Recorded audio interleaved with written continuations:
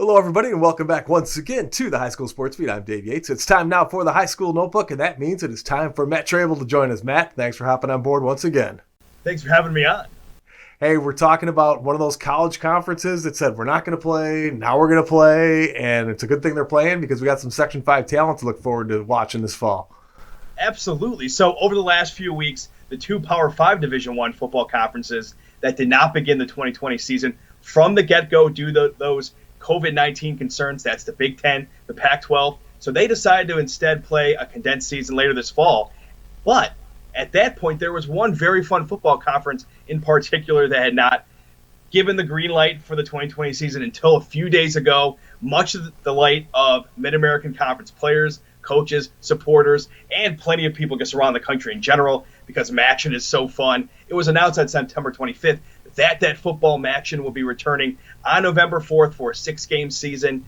Very condensed, but hey, at least it is something that it's definitely still a season if you ask me. So in these parts, the big importance there is University at Buffalo football. UB has a whopping 14 former Section 5 guys on its roster. The most notable of those, 14, is former Aquinas Star defensive end Taylor Riggins. Going into the school year, I think we talked about it early in 2020 on the show, he was named to the watch list for the Bronco Nagurski and Bednarik Awards. That's given to the nation's best offensive player. So very big there. He is on a lot of NFL radars. Some other returning Rochester-bred starting Bulls are former Victor Blue Devils, Mike Nowitzki at center and Zach LaFave at tight end. And then more of a blocking tight end, but still a starter in Jake Molinich from Pittsford and kicker Alex McNulty from McQuaid, former Brockport Blue Devil theme here. Corey Gross Jr., he should start at safety in 2020, at least get a lot of playing time back there. And going back to Nowitzki for a second, he got converted from a tight end to a center. Before that, he was a Virginia lacrosse commit, and he was still the starting center as a true freshman with that new position. So 14 guys on one big-time UB team. They should have a lot of success. You got to love the typical lacrosse tight end center. That's a natural progression right there, right? I mean, that old cliche. Yeah, exactly. If you can play D1 lacrosse, you can play center. So what the heck, right? Let's talk about a little local action that has started up, and that would be some of the soccer in the area has gotten going already. A little early start there. Absolutely. So girls and boys soccer in the Monroe County League gets going with games on October 10th, but there is also tons of talent in Section 5 in the non-Monroe County leagues and conferences getting it going sooner. That means the Wheatland-Chili Girls especially. I've been covering Section 5 girls soccer for almost 7 years in a row now, and Wheatland in that girls soccer sport has been a massive staple, winning Class D sectional titles and state titles on top of it with Class AA caliber talent. They get big-time talent there.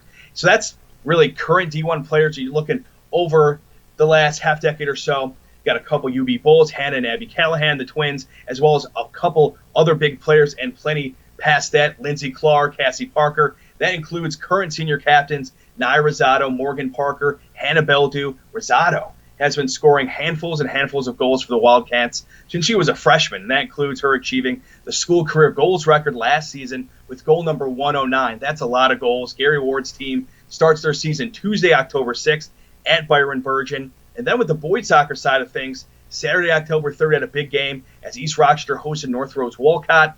ER ended last regular season undefeated and number one in the state rankings for Class C. Plenty of returning talent for the Bombers as well in 2020.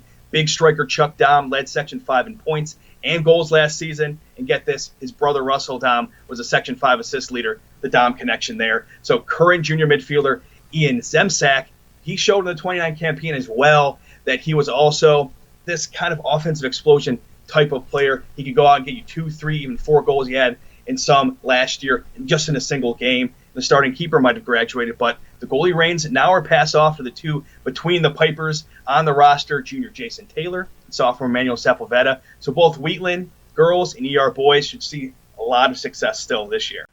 All right, fantastic stuff, Matt. As always, nice to be talking about things that are actually going to be going on instead of speculating about what might be. Hey, we'll see you again next week, buddy. Have a good one. Back with more of the High School Sports Beat right after this.